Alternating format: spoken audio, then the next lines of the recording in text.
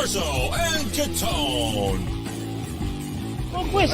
Listen, Mark, hold on. When I say, would you have caffeine today? What the hell is that up to? Presented by Special Sauce Podcast, Studio 42 Design, and CORSO Law Group. Now for the real deal New England feel, CORSO and Catone. Welcome into CORSO and Catone, the real deal New England feel. I'm CORSO, that's Catone. Joe is in the booth, and we know you're watching us on YouTube and listening on iHeartRadio, Apple Podcast, or wherever you podcast. And for you Alexa listeners, just say, Alexa, play CORSO and Catone podcast on iHeart. All of our shows will pop up. And check us out on Twitter. And, of course, Mark, our heated hotline, my favorite. That's the best part of the show, other than me. Hey, 855-313 cats. Give us a call 24/7. You know the rules. Have a take. Beat the one last week, and you're going to be up. So 855-313-7287. And speaking of heated hotline, we're going to lead off with that this week. And in weekly rewind, Celtics. Of course, Catone's comments. You don't ever want to miss that. And in Real Deal, it's draft time. So, guys, hey, I'm all fired up this week, guys. How you feeling? Let's take a wide receiver from Rutgers. Yeah. Okay, you know what? Already he wants to bring me down. Already wants to start aggravating and irritating. But not a better show that way. Yes. Are you guys ready to get started? Oh, yeah. Let's go. All right. Joe says we have to do heated hotline first. So, heated hotline.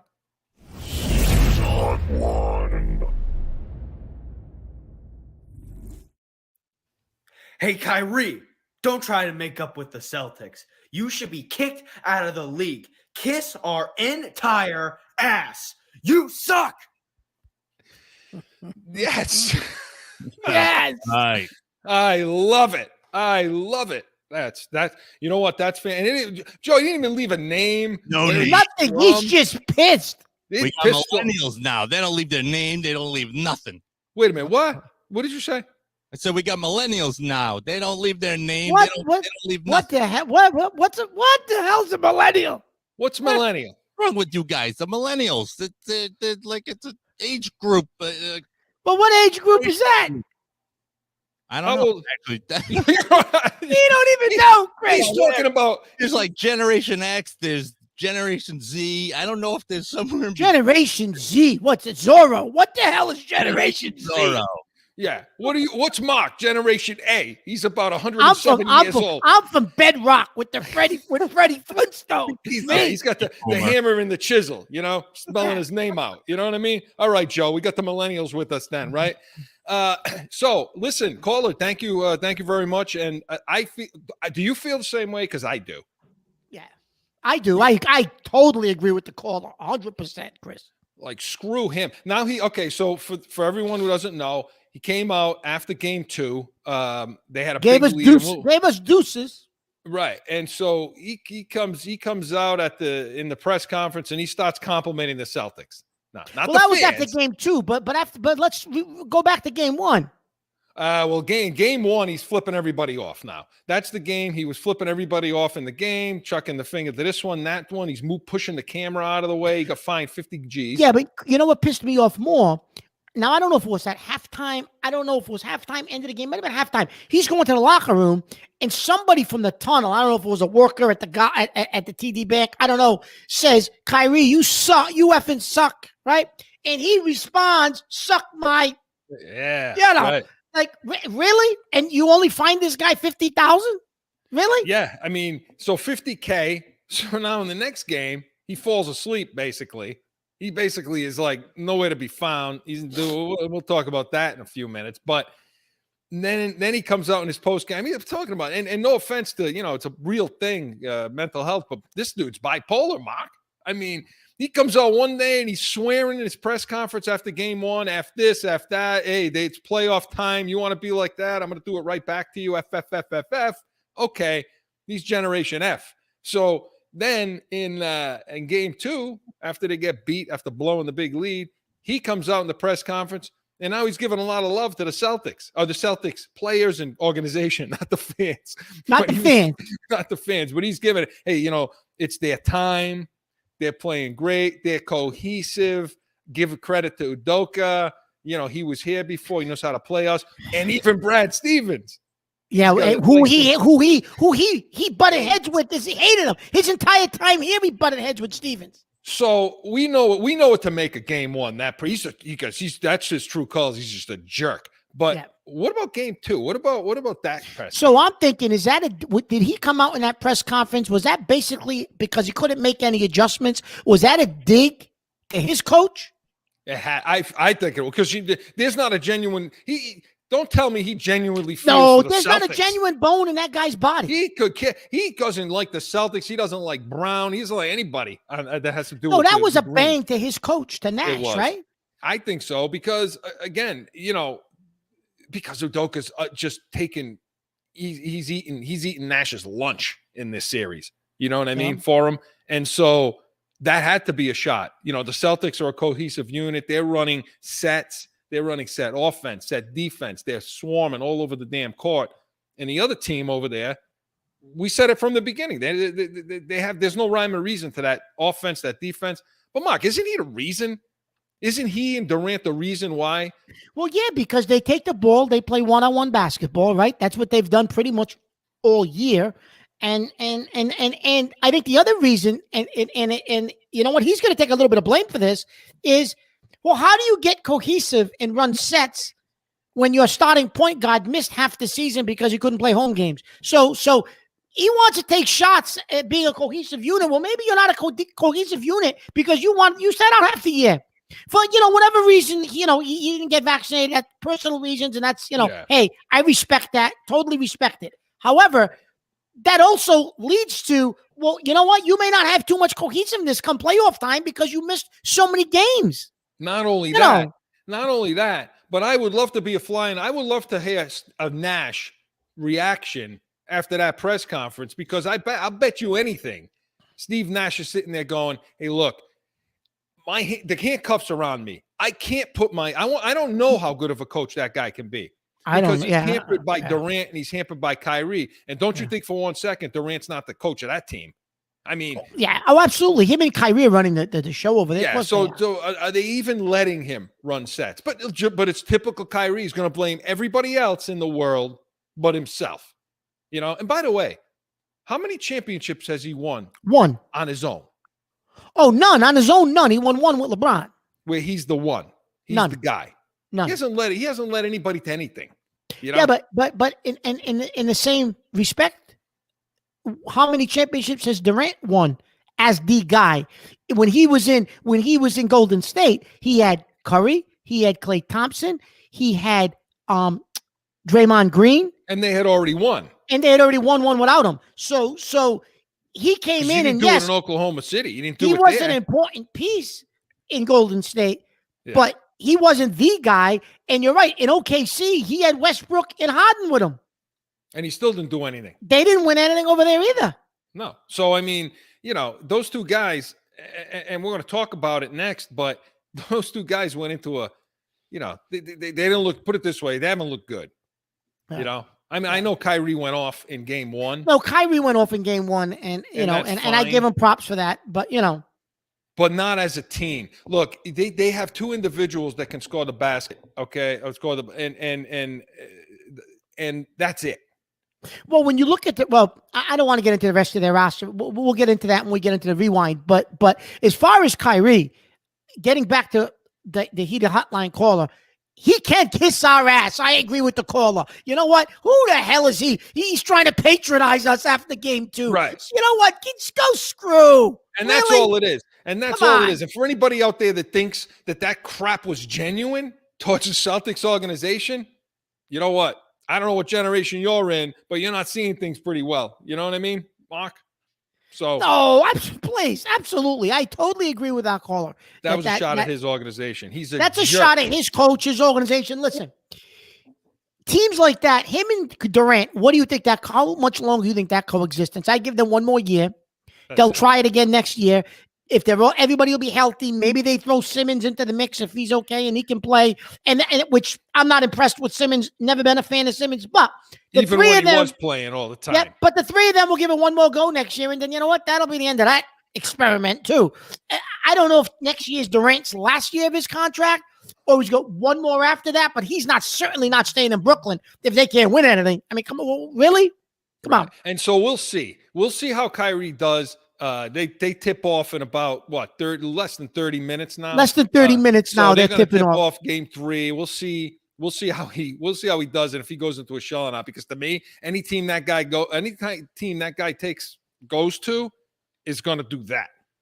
He's not elevating yes, anybody. They won in Cleveland, but he had LeBron with him, right? Right. They had Kevin Love. They had other pieces on that team and don't get me wrong, Kyrie in that game 7 hit the game winner. He played great in that game 7. However, he had other pieces that helped get them there to game 7. And yeah, he's capable down the stretch of a game. Absolutely. But to your point, can he elevate the team? Just, and him and Durant elevate 7 or 8 other guys who are just average players because they really got nothing else on that team. Haven't done it yet. So, hey, listen, that was a great call. Heated hotline. Excellent job. So everybody's got the bar. The bar has been set. Let's see if you guys can get over that hump, and we want to see what he's doing. We want some more millennials to call. That's right. Game 3, game 4. We want to hear from you in Heated Hotline. I don't know what the hell a millennium is, but let them call. Heated Hotline was presented by Jag Media Productions. And hey, guys, listen, speaking of Celtics and the week that has been, we got a lot to talk about, don't we? Weekly Rewind. Let's go. Let's go.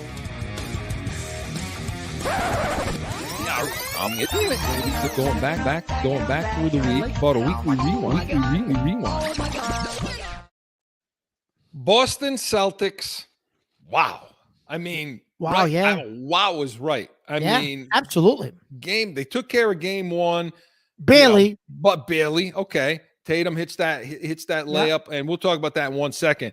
And then game 2, they're down 17.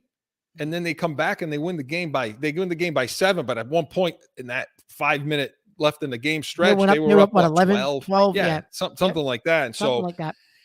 Man, okay. So the question is this. I mean, how are they doing this? Tatum, Brown, Smart, defense, Udoka, a combination. What say you? Yeah, they're playing good defense. They're playing good defense. He's mixing up his looks. He's double teaming. He's triple teaming. They're forcing other guys on that team. And other than Dragic, and occasionally you get something from the kid Brown. Other than that, the kid Curry's been ice cold. Other than that, they're not getting anything. So, it's almost like, okay, can the other 6 or 7 guys beat us because we're going to double and triple team Kyrie and Durant every time they get the ball. And no one else on that team seems capable of doing anything when the money's on the line. I mean, the guy Brown opened up with like 9 straight points to open up game 2, and then he disappeared. You didn't hear from him the rest of the game. Right. Yeah. And to me, listen, watching game 2, well, I mean, to rewind to game 1. All right.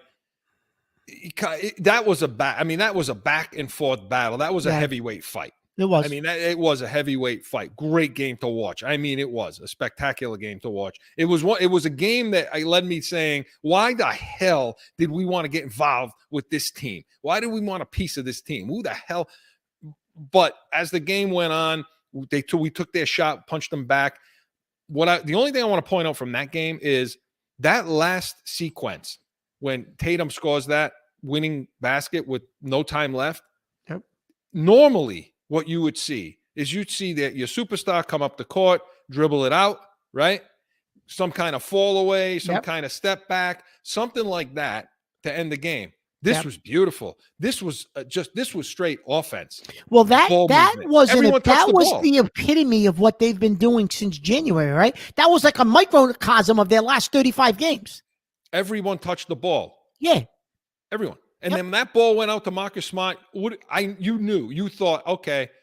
Here we go again, because I thought he did shoot a little too much in that game, Smart, in game 1.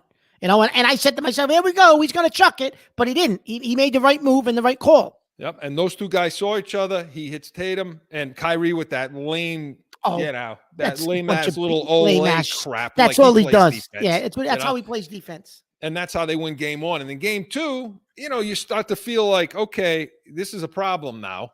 Again, first half of that game, I'm sitting there saying, once again, saying why? Why did they? And I'm watching Milwaukee beat the living, before they had their injury, take care of Toronto, Chicago with Chicago. They took Milwaukee, their Chicago, Milwaukee was and playing the Chicago, Heat. and the Toronto Heat was playing Philly. Toronto. And Philly, and they have no problem with those teams. And I'm thinking we could have been one of them. But this may be better because obviously coming back in that second half, Mark, and I want to hear from you about this. To me, Brooklyn lost game 2 in the last 5 minutes of the first half because in that period of time, that should have been a 20, 25, even higher point lead that they should have had over Boston. But Boston was so damn good on defense, so swarming, they don't have to, the switches don't really have to happen. They don't have to play under and play over the pick because those guys playing up at the top, you have like 4 guys on that defense that can guard any position. And so the switch outs were fine. And they just were swarming while their offense was in the tank, in the toilet, in the first half. And they kept them in it. That's where Brooklyn lost this game. I mean, no? Yeah, they did. They produced steals. They produced, they produced contested shots. They were getting rebounds. They were outletting the ball out. They were getting down for 2 and 3 point plays, old-fashioned 3-point plays, going to the rim and getting fouled, not taking 3-pointers. But right. Yeah, those last 5 minutes, you took that game from 17 down to what, 10, 9, 10 at the half, right? But so that was significant because if that run gets up to 20 and you're down 20 at the half, you're not coming back, I don't think, in that game. But they played the way they swarmed. Like you say, they didn't need to swarm, but you know what? But they did, right? So they were still double and triple teaming, even though they got 4 guys that can play any position on defense. He was still forcing other guys to try to make plays, and they couldn't make it. Yeah, I mean, and as far as some of the mistakes they were making in that first half, even on defense a little bit. When you want to go play 3 guys in the paint. You're guarding 1 guy with 3 in the paint. That's somebody's open. That's why you saw a lot of those kickouts to Dragic, and you saw Seth Curry hit some stuff, and even Brown. Brown early did. Those guys were open on the wings because Boston was making some big mistakes getting down in that paint with 3 guys guarding 1. So they figured that out. But up at the perimeter, Mark, I mean, the defense to me, they got what they're doing with Durant. I want to know from you how you think they're taking, because Kyrie disappeared in that game. I mean, Kyrie does that in games. If for whatever reason, I don't know, I don't know what happens to him in games, but that's happened to him throughout his whole career. He for some reason he disappears in games, and I don't know what that is. And then all of a sudden, in game 2, at some point, he was fasting for Ramadan. And then at some point, he breaks the fast and he goes and gets a banana, and he has a banana. And I've never seen anything like it. And I get the fasting. Listen, I get all that. If that's what listen, that's somebody's faith. I get it. That's great. But then you're gonna publicize you're eating a banana, this and that. Like, listen, just do what you're gonna do. Why is it gonna be publicized, guy? I don't know. It's just to me, it's just a whole show. Yeah, it is. Marshawn Lynch used to eat Skittles, but he didn't run around the sideline doing a commercial for him. No, this guy's doing a commercial for Chiquita Banana. I mean, I don't know. It's just craziness. But the bigger story to me, Mark, on the defense is what they're doing to Durant. Yeah, so you know what? So I'm going to keep it real. This is the real deal, New England feel, right? So I'm going to keep it real. So I've heard that several times now, what they're doing to Durant, right? I've been listening to these shows. So listen, they're not doing anything different to Durant than's been done to him for the last 7 years. Everyone thinks, they're doing something no one's ever done. No, they're not. Go watch what teams do to Durant, right? In game 1, do you know how many wide open jump shots Durant missed? He had space. He hit front rim, back rim. Game 1, Durant didn't shoot the way he shot because of defense. Okay, he had a bad game for whatever reason. Everyone says he's the best player in the world. He may be, but he wasn't Sunday. That's for damn sure, because he missed shots that somebody of his stature is supposed to hit. Game 2, yes, they played better defense. They kept their hands around his waist. They put some smaller guys on him that were agitating him. They knocked some balls free. They got some steals. He bounced some balls off his leg. That part of the defensive game plan, it was good. It worked. Yeah.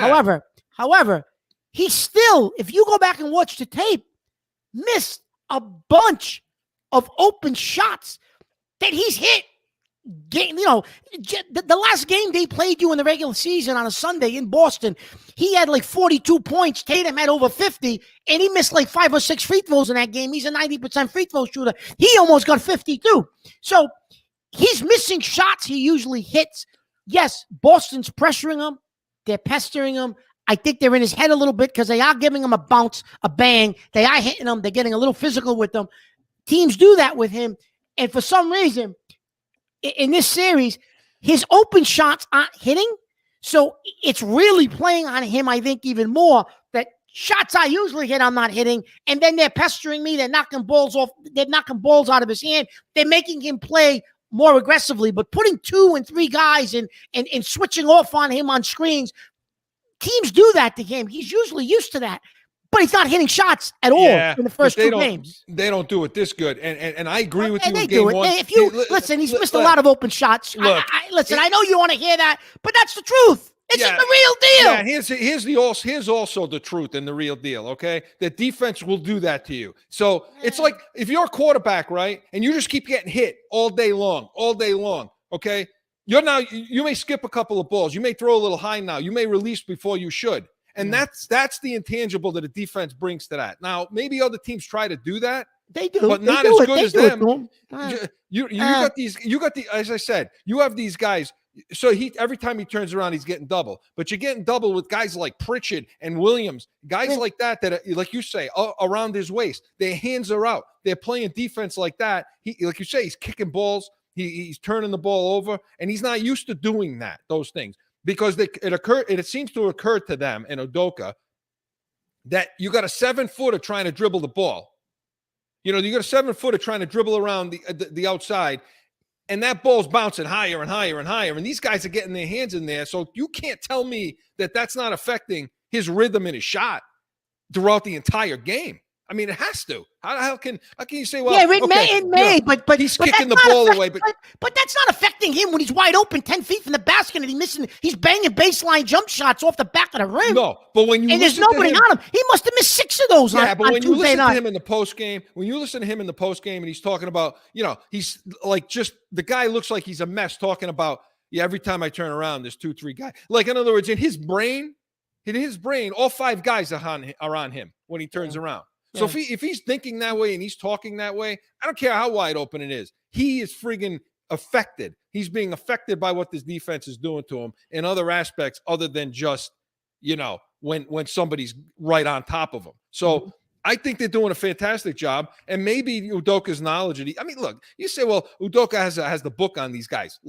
Who doesn't have the book on Durant? Yeah. You know what he's about. The difference is you got defensive player of the year playing for them. Yeah. You got these guys that are feeding off that. They're buying into Udoka's system, and that's why they're getting it done. They're all over the court. They're swarming. Their rotation. Mark, have you seen a team that rotate, that can go up, and it doesn't really matter who they're doubling off? It makes no difference. I see them doubling off Curry, who's a fantastic shooter, or off Dragic, who's to me, he's having a good series. No, the way he's hitting shots. Dragic's having a good series, yeah. And they don't give a crap who they're doubling off. They don't care. They're doing it, and the rotation's coming, and they're playing like a well-oiled machine on these guys, Mark. So, okay, is Udoka getting enough credit? Because I think he's stealing his.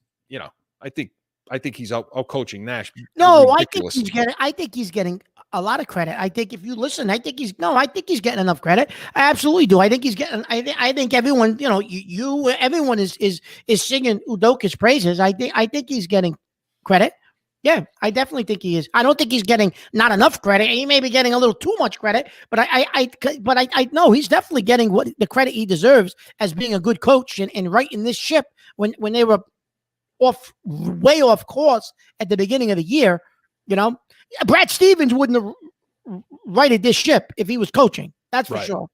So yeah, and so now looking to tonight and going forward in the series. And by the way, they've had trouble. I think he found something when they bring Pritchard off that bench. Yeah, They're having trouble with him. absolutely. Yeah, absolutely. His speed on the outside. I'm having a little trouble with him. But Mark, what changes? What do you see them needing to do? How do you see Brooklyn coming out? Well, what they need to do is they just need to come out stronger and more aggressive. Like you can't fall. Listen, you can't fall behind 15 in Brooklyn, right? You're not going to come back and win the game in Brooklyn if you fall. So they're going to get off to a faster start.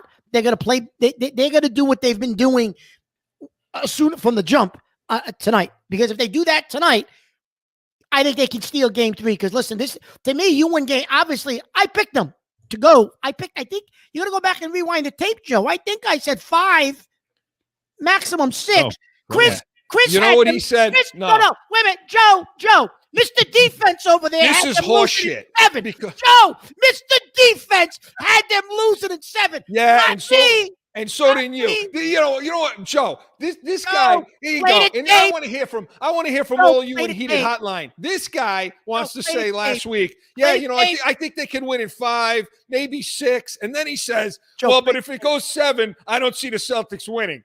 That's what you said. That's not a prediction. Listen, I predicted them to win it in 5 or 6 games. I said it will not go 7. They will win in 5. Be honest.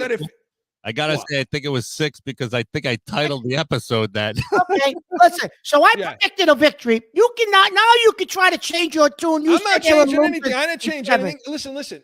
I will say, hold on. But you also said if it goes 7, if Brooklyn's going to win. I predicted them to win it in 6. That was my prediction. You predicted them to lose in 7. I did. Okay. I will tell you this. Okay, they've sold me. They have sold me. I think, and again, we don't know what's going to happen, and I don't want to put the thing on them, but they've sold me. This team defensively and everything's shaping up, Mark. You see all the news during the week. I know we got to get going to Catone's comments, but do you see who guys are going down now? Now Embiid comes out today, and his finger or whatever he's got is a little busted. But they're up 3-0, so they'll rest him. They don't need to play him in game 4. But, right? And the other guy, Middleton, is going to be out in maybe 3 weeks for Milwaukee. So if you catch Milwaukee in round 2, there's going to be no Middleton.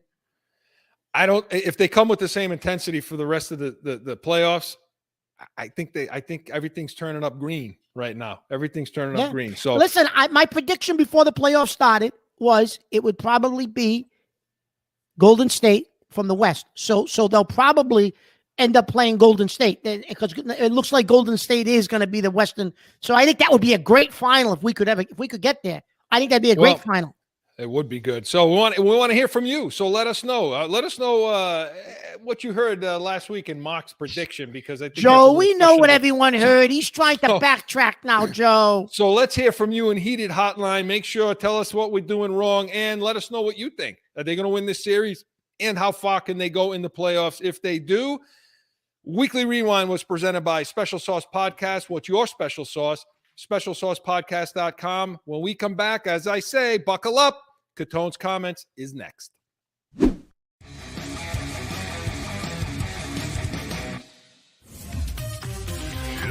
Special Sauce Podcast. You lacking the sauce. The sauce is good, man. So start off as finance. Train them, trust them, and let them lead.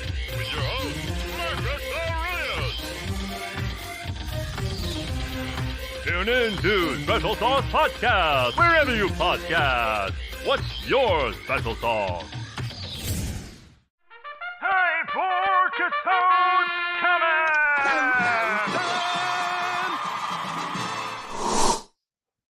We're in the middle of this basketball playoffs, okay? So we've been talking about the Celtics. We've been talking about, Brooklyn. We've been talking about the series. We've been talking about basketball in general. Listen, as I sat and watched game 1, I lost my mind at how pathetic and soft this game has become. Everyone's, the Celtics defense. The Celtics are playing the way you're supposed to play. That's what basketball is. But nobody else is playing defense because the league is soft. You drive to the lane, everybody backs away and lets you get a layup. Nobody hits you. Nobody does anything to you. They let you just go to the basket, you score. Oh, great. Ball gets kicked out. Nobody. The guy turns his back and lets you shoot the ball. Are you kidding me? Are you kidding me right now that that's how you actually play defense? As I'm watching guys like Durant and Kyrie and all these guys from all these different teams, that's how they actually play defense. It's pathetic. It's soft. It's a joke. They get an elbow. They're on the ground crying. Oh, if they don't call a foul, they're chasing the ref down the court. Are you kidding me? Kyrie Irving is sticking his middle fingers up at the crowd, effing them off, acting like a complete jerk. Okay? He goes to the lane. Nobody does anything to him. You know what? Bring the 12th guy off the bench and put him through the goddamn floor. And bring out the goddamn stretcher. Who cares if the 12th guy on the bench is suspended for the rest of the playoffs? Who cares? If he drove the basket against Mahorn and Lambert, he would have been in a hospital. McFilthy and McNasty. He would have been in the hospital, for Christ's sakes. These goddamn wimps, Tatum and all these guys, they all hang out after the game. Oh, everybody's friends. You know what? Listen, no other sport but basketball does that. In hockey, they send out the enforcer on the ice to put somebody through the ice. In football's a man's game. And people are whacking each other and hitting each other. You go over the middle, you want to run your mouth, somebody's taking you out when you go over the middle. That's how the game is played. That's football. Baseball, same thing. Pitchers still throw at people. You want to hit a home run and you want to trot around the bases and you want to hot dog it. Next time up, they're throwing at you. Not in basketball. Basketball, they all want to pat each other on the back and kiss each other like everything's beautiful. Listen, the game is soft. Yeah, I'm a Celtic fan. I'm rooting for the Celtics. But watching basketball today it turns my stomach to watch what I'm watching. Okay, and I know people want to compare different eras. Well, you can't compare eras. You know, LeBron's the greatest. This, that. LeBron is shit. He ain't the greatest player of all time because he plays in this soft goddamn era. Everyone talks about Kevin Durant. Oh, nobody could do what Kevin Durant can do. Yeah, they did. George Iceman Gervin did. George Iceman Gervin for San Antonio Spurs was better than Kevin Durant. It did what Kevin Durant did 20 years ago. Why don't you go watch the goddamn tape? Maybe you should learn a little bit about basketball and watch what the Iceman did. Durant ain't doing anything that the Iceman didn't do. And the Iceman did it better. While he was getting knocked through the floor by real men who played the game. That's Catone's comments. I've had it. He's laughing because he likes these mamby-pamby players, Joe, today. He thinks they're good. Hold suck. on. Hang on a second. He loves LeBron James and all these. Yeah. You know, who always gets the defensive breakdowns? You know what I mean? Please. Come on. Everyone, it's soft. Everyone out there, just so you know, the McFilthy and the McNasty are the new sandwiches at McDonald's. So you can get out there and get them. That's what Johnny Mose from the late great radio announcer of the Boston Celtics used to call Bill Lambert and Rick Mahorn when they used to throw Celtic guys to the floor. Yeah. So make sure, you go through the drive-through, you mention Mark's name and you say, can I get a McFilthy? A number 4 is the McFilthy and a number 6 is the McNasty. And what happens is they give you the sandwich and they punch you in the mouth as soon as they hand it to you through the window. Yeah. That's the Catone special over there. So make sure you ask for that. Mark, you're right, though. I mean, I was sick to my stomach watching that game Sunday. I'm going to be honest with you. Both sides were just letting guys go to the basket. Kyrie should have never had 40 points in that game. Never should he have had 40 points in that game. The guy I think is most, which is why I've loved him for so long and I said we shouldn't be trading him. He shouldn't be on the trading block. And I've been saying this for 2 years, is Williams. He's a guy that reminds me a little bit, just if you had to pick somebody. And that's why I like them telling me I like all these other offensive guys. I'm over here. You wanted to get rid of Williams. You wanted to get rid of Williams. Loves LeBron James. Loves him. Yeah. Joe, at least give me that. Who liked Williams? Joe. And so that kid brings it for Boston. I told you, guys are always, looking at the net instead of looking aside when he's not playing. But Mark, you're right. And Joe, talk about He's living in 1986. He's waiting for Paris to show up over here and punch Lambeer in the mouth. Yeah. He's not, there's no millennial stuff happening over here in his, Nope. in his house. No, come on, no. But in all honesty, right? All honesty, think about the other sports. Iceman cometh. Listen, these other sports, right? These other sports, though, Chris. Honestly, they don't do what basketball does. No, they're not tough like soccer players, and playing. Oh my God, you just mentioned soccer. Now Joe has to come in on this, but yeah, no, but I've seen they're the worst like actors of falling down and flippity flopping and all that stuff. And man, basketball is just like it. No, he's right though. You know what? He's right, and everybody out there too. We want to hear from you on this in Heated Hotline. But you're right. I mean, and I can attest to how pissed off he was on Sunday because I swear to God, I thought if you had a thermometer, if you had the thing in his mouth like this, it would have went pop. The thing would have popped right off because he was pissed. I was too. I'm a defensive guy too. I mean, I love good defense. I love seeing it. That's what we were talking about in the last segment about how good their defense is. Like you say, they're the team that's playing like everybody should play. And so I get you. All the credit they're getting, you getting that pat on the back. Should you really be getting it? So I mean, it's a lost art, and they're doing it, and no one else is. You're right. It's a lost art playing defense in this league, and the Celtics are doing it. So I give them I give them credit for that because they're doing it. These other teams, they're not doing. They don't play defense anymore. No, not at all. Kyrie. What? You watch Kyrie and Durant play defense? That's pitiful. I mean, they don't, And you know what makes me laugh? They keep saying, "Oh, Durant's a great defensive player." What? I don't even know what they're looking at. What are they looking at? Why? Because he's 6'10" and he can block a shot? Okay. Can you imagine? You imagine some of these guys? Can you imagine Durant? And okay, his physical gifts, I get it. But can you imagine how he would be Durant in roughly circa 86? Playing against those teams, what he'd be have a towel over his head. Listen, begging for the end of the game. The way they play defense now, I'm going to show my age again. The way they play defense now, the Showtime Lakers would probably average 150 points a game. Who would stop them? They'd go up and down the court. They'd score 150, 160 points a game, the Showtime Lakers. They would just keep running up and down the court. They let them go by. Nobody would stop them. They let them go by. Yeah, there's no defense. Yeah, I hear those announcers out there saying, we've never seen defenses. No, we've seen defense like this before. But do you give credit to Udoka, like we talked about? No, I give credit to him. He has the Celtics bought into that system and playing, a tough, gritty, grinded out defensive side of the ball. Other teams aren't willing to do it. I mean, I'm playing devil's advocate with you earlier, but they're doing stuff that no one else is doing, right?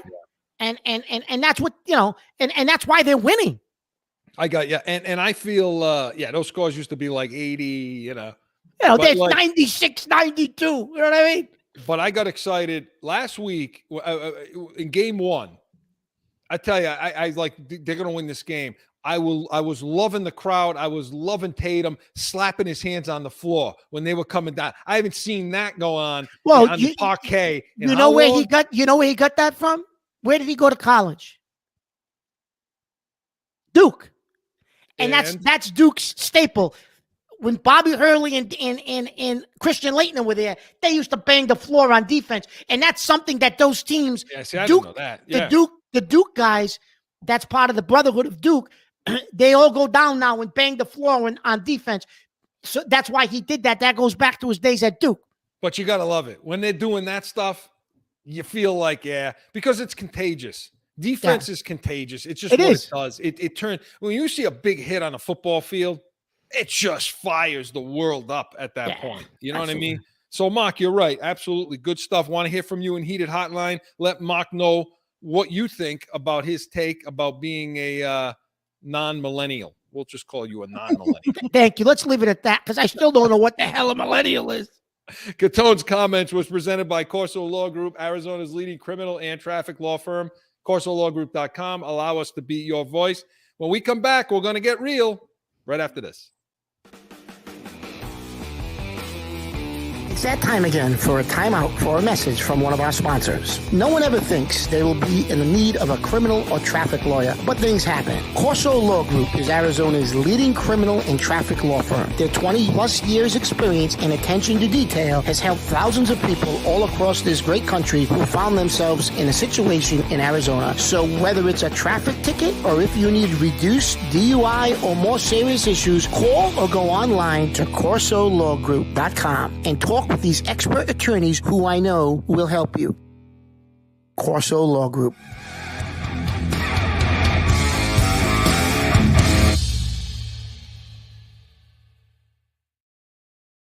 Back in with more Corso and Catone, the real deal New England feel. And hey, listen, it's that time again. It's that time. It's time for us to get real. Let's get to it. Real deal. What are you writing now? So I'm working over here. You're talking about nonsense. I'm working. That's why we are the real deal New England feel. It's going to be real. It's draft time. It's that time again. It's Finally. it's draft time. This is Mark. This is like Mark and I going to Disney World. Finally. Yeah. So Finally. it's draft time. It's now real. And so now the questions are real too. And those are, what are we doing on offense? What are we doing on defense? And today, Mark, we want to talk about the direction. What direction is this team going to go? Not so much, this is the guy we need, that's the guy we need, this is the guy. No. But what kind of direction are we going to go? Draft kicks off next Thursday. There's going to be a 3-day draft. Round 1 is Thursday.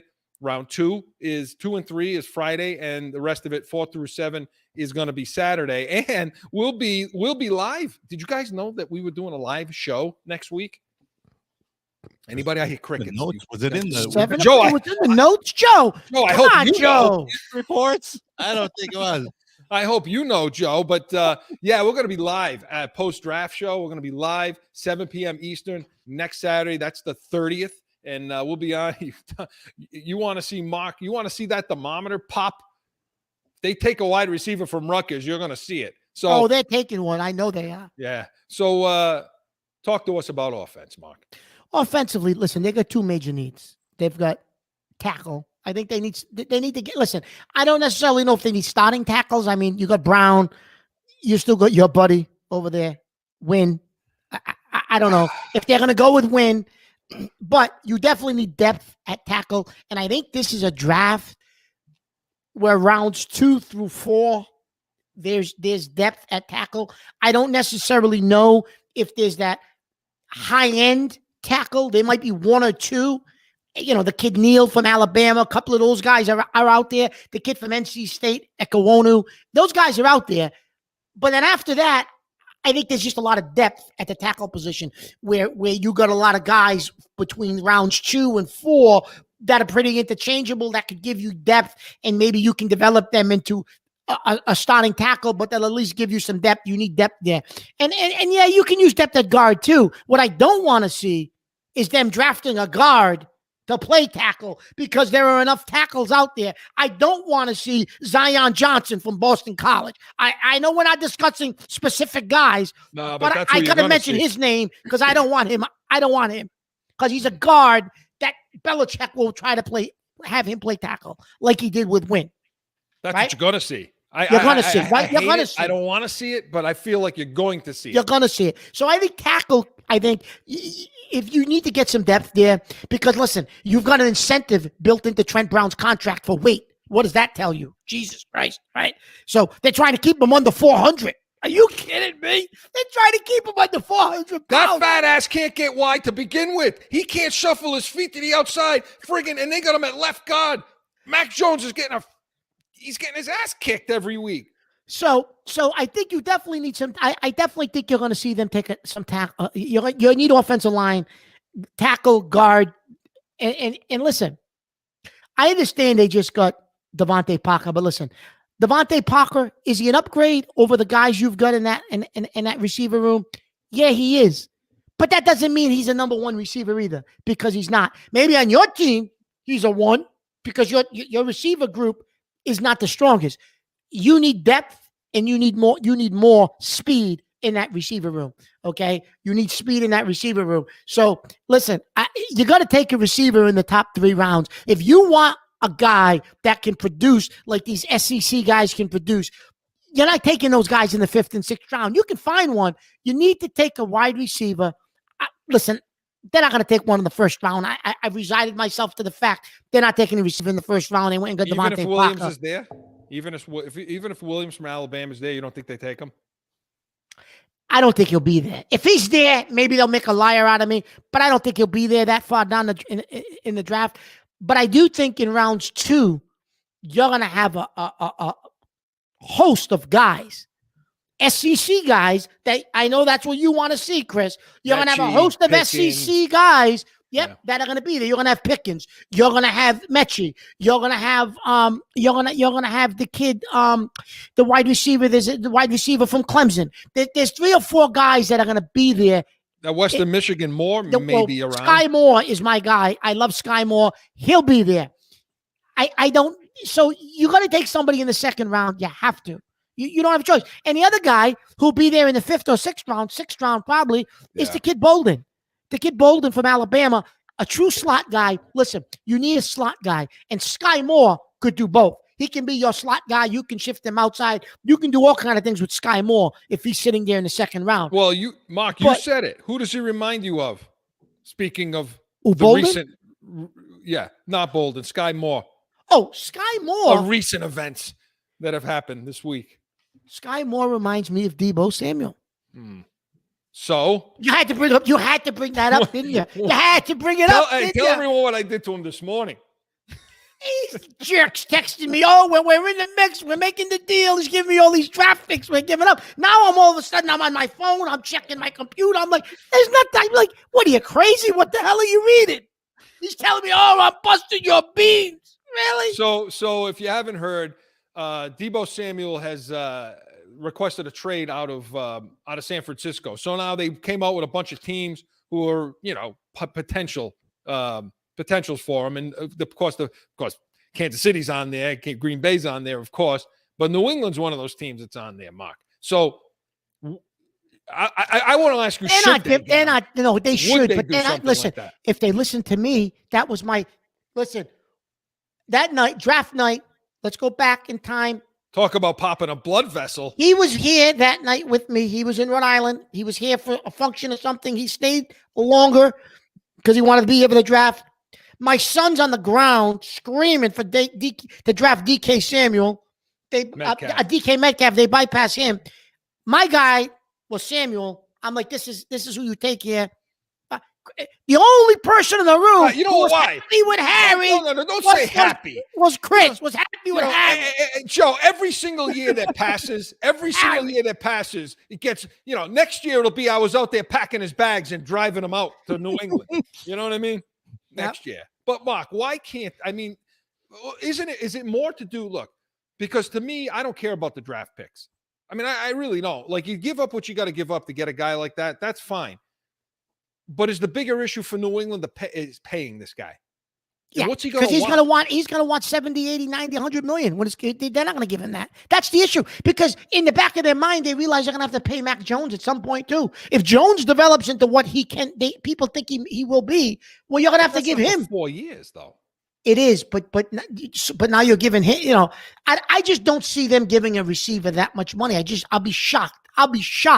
If they trade doesn't he want more money than just a top receiver, because he sees himself as the multi-tool running back, which he is. He wants to get paid accordingly. So now it's not, because I think San Fran was going to offer this guy $20 million a year.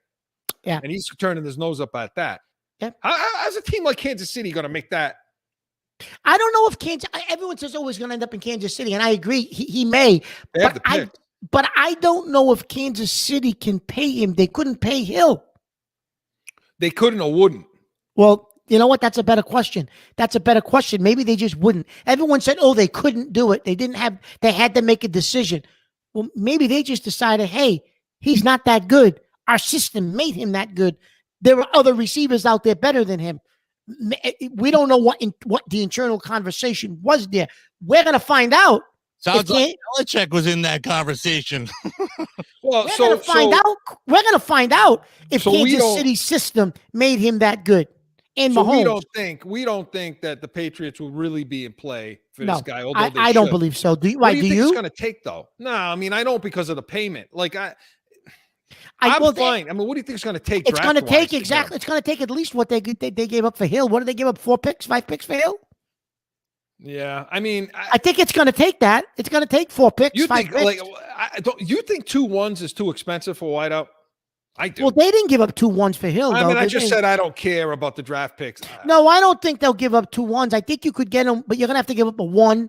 You're going to have to give up a 2. You're probably going to have to give up a 3 or a 4, a Yeah. 5. Like you're going to have to give up multiple picks in the first 4 rounds. I say a 1 and a 3 this year, a Yep, 2 and 4 next year. I would do that. I would do that. So if somebody says 1 and 3, 2 and 4 next year, do you make the deal? I do. I But you make got to the deal. pay him. But then you're going to pay him. Then you're going to pay him $100 million. Oh, you figure out a way to do it. You just figure out a way to do it because now your receiving core is set.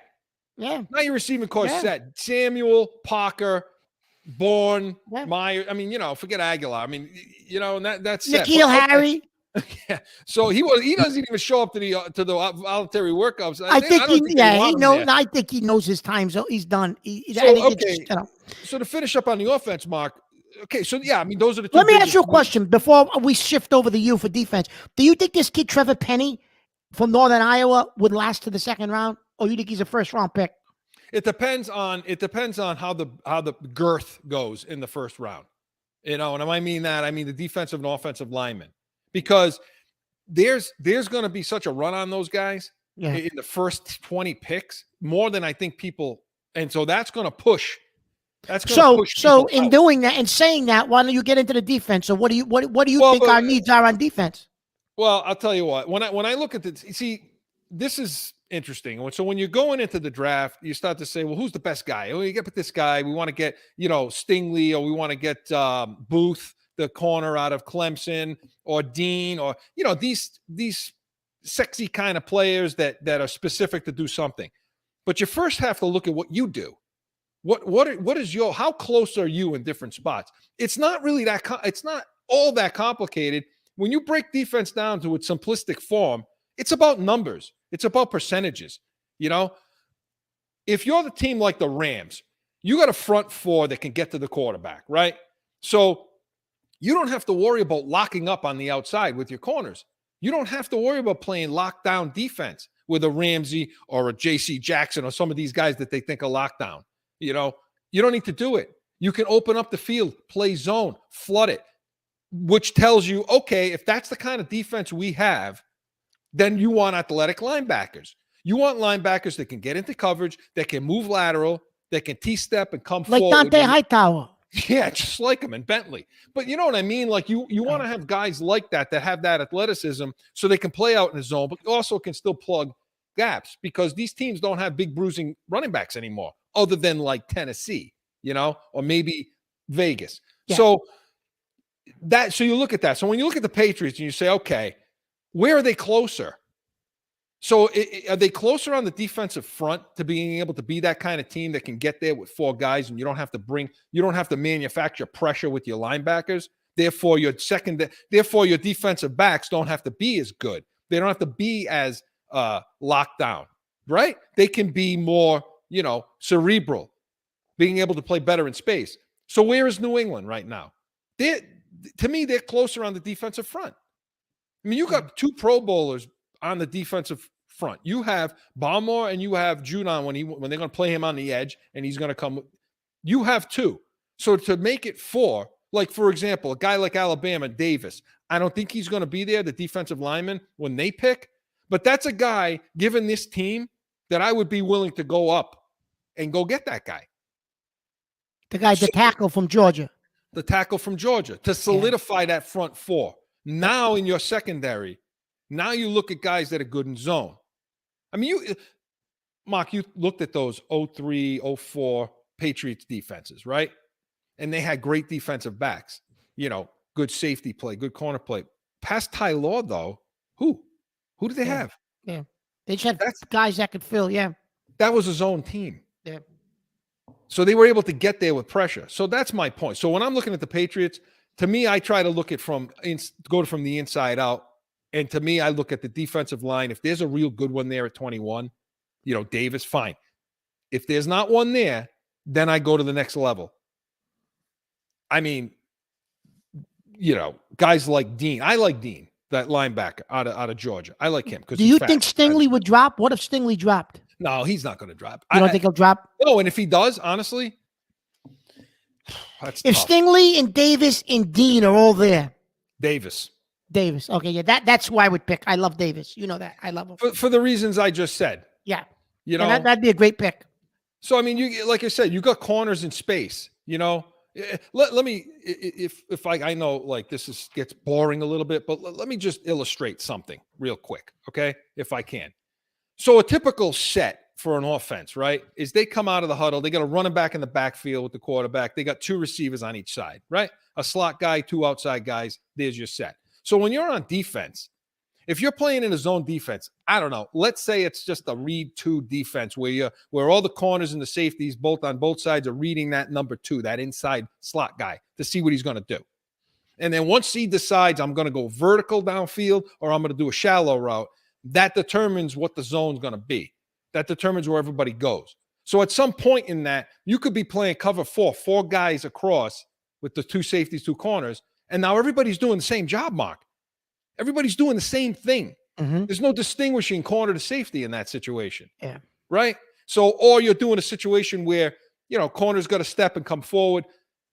But now what people don't get is you could be playing man and zone at one time in one situation. So, that one wide receiver goes across the field to 3 on one side and now 1. The corner with the 1 receiver now, he's locked down. He's playing man.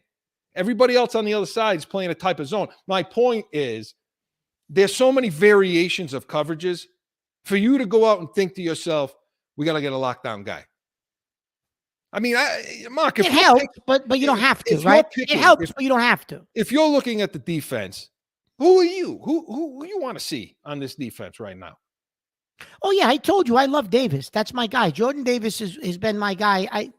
But he's never going to drop, right? He's never going to drop. So the kid Wyatt, you may get him in the second round. He could go to the second. He'd also be a good guy that I think could help you. And going to your point on the defensive line, if he drops, but it's a passing league, right? It's a passing league. Absolutely. So if you can't get the down lineman that you want, you got to go to the second level, and you've got to get athletes. You've got to get athletes. You got to get athletes. Listen, the more I'm reading the way this draft is going to unfold, I really think you got a good shot of having that kid Dean fall in your lap at 21. Whether or not he takes a guy like that, because does he fit our system? I don't know. Like you said, a system guy, right? Well, is Dean a Patriot system guy? I don't know. But the more I read, the more it sounds like he could fall in your lap. But, I don't think Stingley will. You're right. But I definitely think the interior line and the interior line there's depth there. So you could get one of those guys in the second round, third round as well. Not one of those Georgia guys, but other guys that can do some similar things. Keep it in the SEC, Mark. Keep it in the SEC. I know. Listen, there's one name I want to throw out to you, though, just because every draft, it's just my position. I love the position, and I'm usually spot on. Tight end. I know we're not drafting tight ends, but I'm going to throw it out there because they draft a tight end. We're going to have an Oscar moment. We're going to have an Oscar moment. That's my position. The kid Ferguson from Wisconsin is going to be a red zone menace in this league if he gets drafted by the right, using your logic, system that'll utilize him correctly. He will be a menace. And you're going to say to me, hey, you like that kid, didn't you? Yeah, I liked him.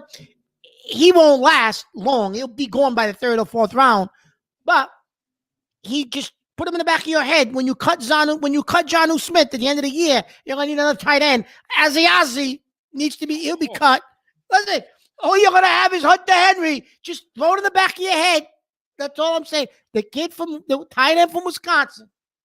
So you could see we're fired up for the draft. We want to know if you're fired up for the draft. Make sure you give us a call in the Heated Hotline and the live post-draft show. Joe, he's talking about the Oscars. He wants to slap people already, Yeah. Joe.